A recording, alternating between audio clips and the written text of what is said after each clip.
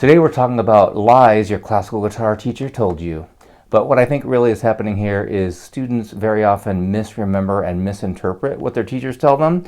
Sometimes we give our students some very useful and well-intended guidelines, and sometimes the students take that as this gospel unchangeable truth. But what I want to go through here are, let's just call them myths that you might come across in your classical guitar studies. I want to disabuse you of some of these notions to help you learn faster, better, and become a more versatile guitarist.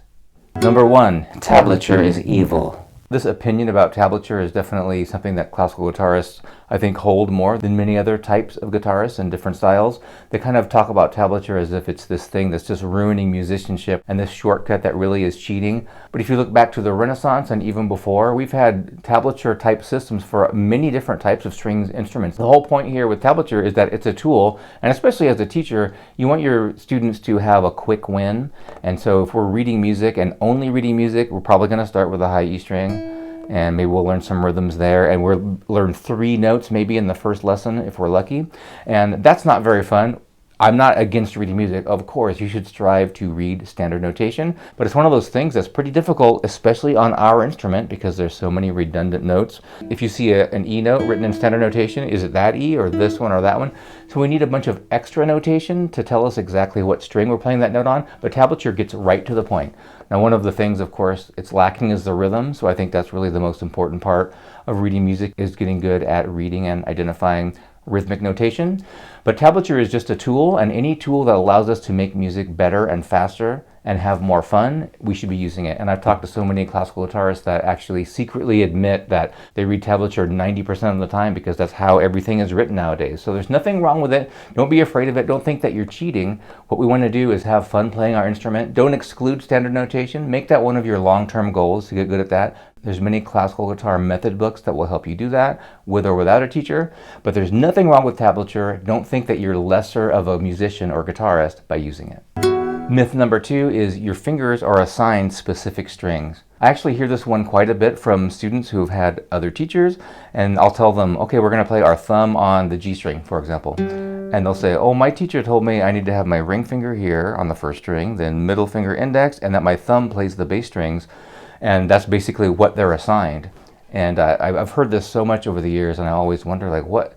Your teacher couldn't have meant that. Maybe some teachers are out there saying that. And if you're just starting, that's very often where we'll find our fingers. But there's so many examples. Just an easy malagueña. Already I'm playing my thumb on the B string, and I've violated that supposed rule already. So we'll have cases where we'll even play our thumb, especially in flamenco and Spanish guitar stuff, where we'll even play our thumb on the first string. It has a different quality sound.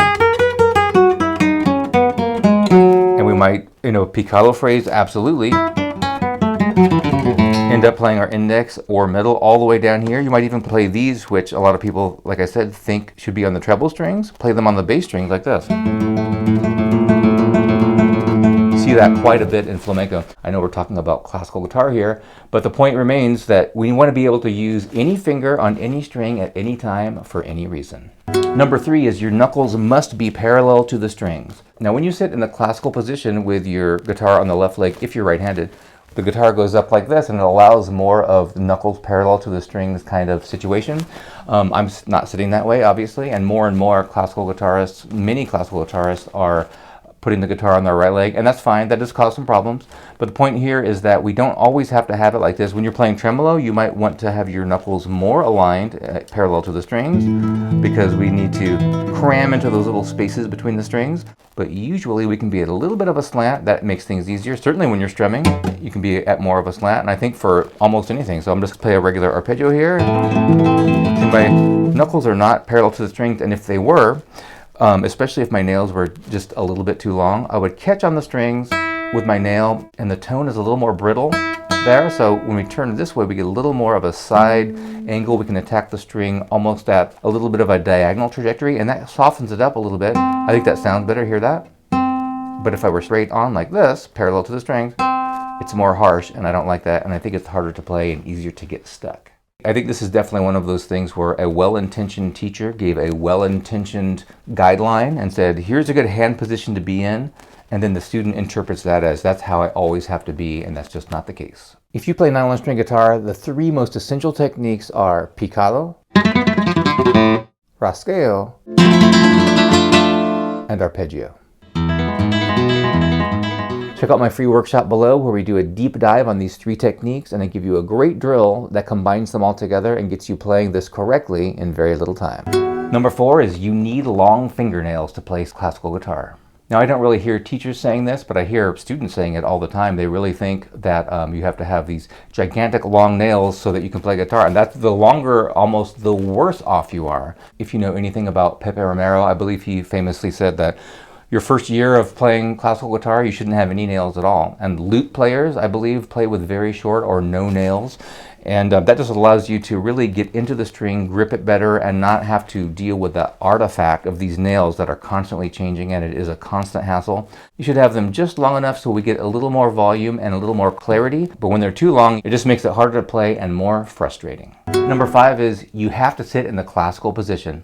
I think this goes back to Francisco Tárrega, the master of all classical guitar masters. There really are some ergonomic reasons to sit in the classical position. I've always hated it. It's always hurt my back for some reason. Everybody's different, but like I mentioned before, more and more players, really incredible classical players, are playing on the right leg.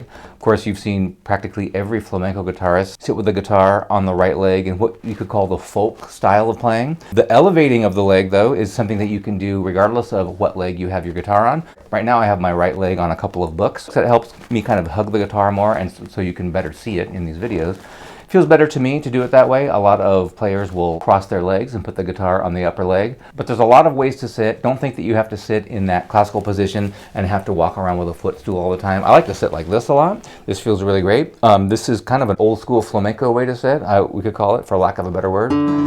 Takes some getting used to, but I really think that it's good to be able to sit in different positions and be versatile that way because, you know, like I was mentioning in a previous myth, our nails are always changing. We always have to be kind of readjusting our angle a little bit. I think that's a good thing. It kind of keeps us on our toes. And so the same thing with sitting with a guitar. I do move around quite a bit, sitting this way with it up like this. There's a lot of people who play with those foam supports so that they can be more in a classical position but not have to elevate their leg. But I think the goal is to just be comfortable and be playing efficiently and to be sitting in a way that serves the music you're playing.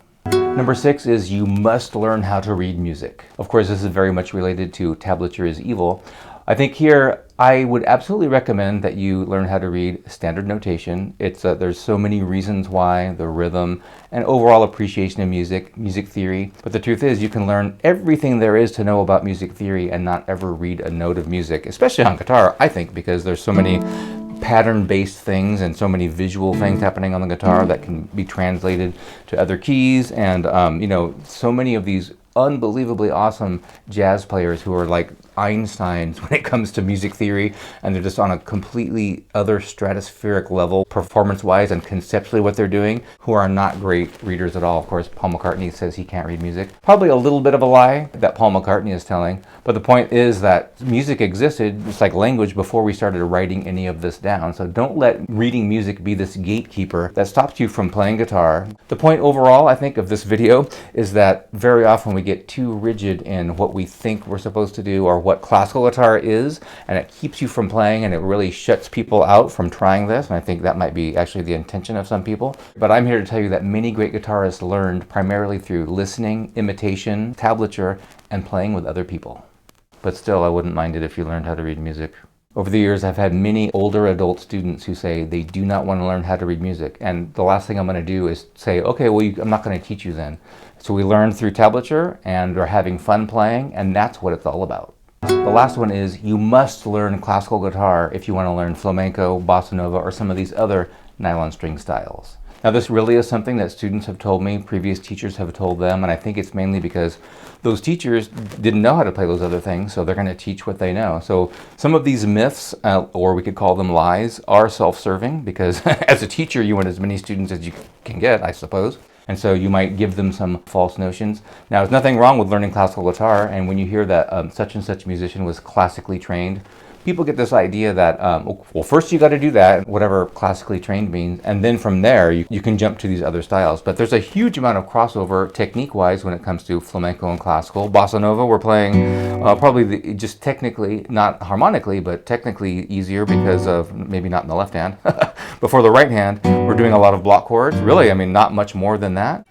So that's even easier than classical, but just think about it. Some of these incredible flamenco guitarists through the ages, they learned as little kids. They didn't learn how to read music. They didn't play all of Carcassi's studies. They didn't go through a classical guitar method or have a classical guitar teacher or sit with a footstool with their guitar elevated on their left leg. They didn't do any of that stuff. They just started learning and they were incredible guitarists. Do what you're most interested in first. You need to learn the techniques and all that stuff of whatever the style is.